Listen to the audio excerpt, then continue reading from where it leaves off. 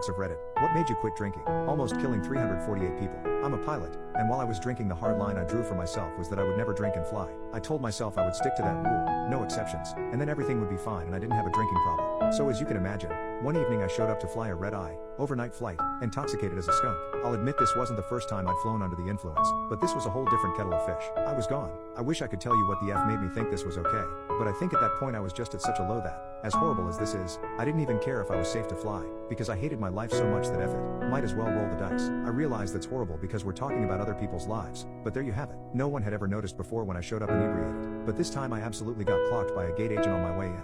I made it onto the flight. She was new to the airport and didn't know all the steps for immediate protocol, but I knew she was going to report it and that I was cooked. Once I heard a couple flight attendants on the plane gossiping about it after we'd taken off, that sealed it. I spent the entire flight wondering how I was going to get out of this one. I decided my only option was to get the plane in way ahead of schedule so that whoever had been flagged to meet me on the other side wouldn't be there yet, hoping to God that a